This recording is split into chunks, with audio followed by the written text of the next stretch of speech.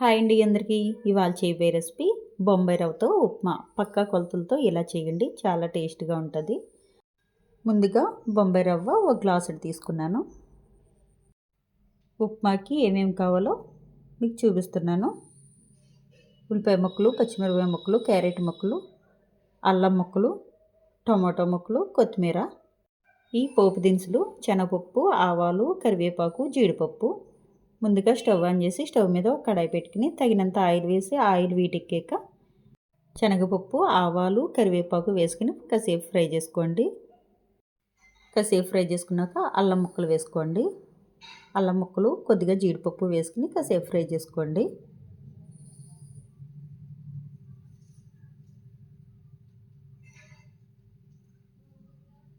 ఇలా కాసేపు ఫ్రై చేసుకున్నాక ఉల్లిపాయ ముక్కలు, పచ్చిమిరపకాయ ముక్కలు, క్యారెట్ ముక్కలు కూడా వేసుకుని ఫ్రై చేసుకోండి.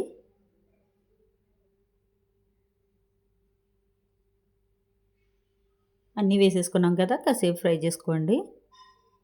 కాసేపు ఫ్రై చేసుకున్నాక టమాటా ముక్కలు వేసుకోవాలి.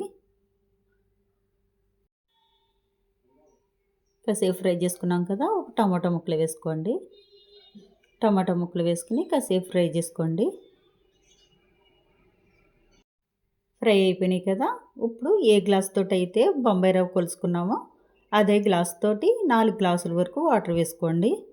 బొంబాయి రవ్వ ఉప్మా మా ఇంట్లో అందరికీ కొంచెం జారుగా ఉంటే ఇష్టం, అందుకు 4 గ్లాసులు వేసుకున్నాను. మీకు టైట్గా ఉండాలంటే 3 గ్లాసులు వేసుకోండి, సరిపోతుంది. 4 గ్లాసులు వాటర్ వేసేసుకున్నాం కదా, తగినంత ఉప్పు వేసుకోండి. వాటర్ మరిగేటప్పుడు మళ్ళీ ఉప్పు చూసుకుని సరిపోతే మళ్ళీ ఉప్పు వేసుకోండి. వాటర్ మరుగుతుంది కదా, కొత్తిమీర ముక్కలు కూడా వేసుకుని 2 సెకండ్లు మరిగాక బొంబాయి రవ్వ తీసుకుని కొద్ది కొద్దిగా వేసుకుంటూ గట్టితోటి తిప్పుతూ కలుపుకోవాలి, ఉండలు లేకుండాను. నేను చూపించిన విధంగా ఇలా వేసుకుంటూ గట్టితోటి తిప్పుకోండి. అలా కొద్ది కొద్దిగా వేసుకుంటూ కలుపుకుంటే ఉండలు కట్టకుండా ఉంటాయి. ఇలా వేసుకుంటూ కలుపుకోండి. నూక వేసుకున్నాక 3 సెకండ్ల వరకు ఉంచి స్టవ్ ఆపేసుకోండి. స్టవ్ ఆపేసుకున్నాక 2 స్పూన్ల వరకు నెయ్యి వేసుకోండి. 2 స్పూన్ల వరకు నెయ్యి వేసుకుని కాసేపు మూత పెట్టి ఉంచండి. బొంబాయి రవ్వ తొందరగా కుక్ అయిపోతుంది కాబట్టి మనం ఎక్కువసేపు స్టవ్ మీద ఉంచిన అవసరం లేదు.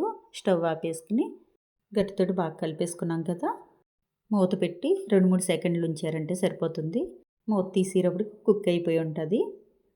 రెడీ అయిపోయింది బొంబాయి రవ్వ ఉప్మా. ఈ బొంబాయి రవ్వ ఉప్మా ఇలా జారుగా ఉంటేనే బాగుంటుంది. ఇలా జారుగా ఉంటేనే మా ఇంట్లో అందరూ తింటారు, చాలా ఇష్టంగా తింటారు. గ్లాసుడికి 4 గ్లాసులు వాటర్ వేసి మీరు కూడా ఒకసారి ట్రై చేయండి, చాలా బాగుంటుంది. ఇలా వేడివేడి ఉప్మా మీద ఆవకాయ కానీ పంచదార కానీ వేసుకుని తిన్నారంటే చాలా రుచిగా ఉంటుంది. వేడివేడిగానే తినాలి, కాసేపు ఉంటే బిగిసిపోతుంది. నా వీడియో నచ్చినట్టయితే లైక్ చేయండి, షేర్ చేయండి, సబ్స్క్రైబ్ కూడా చేయండి.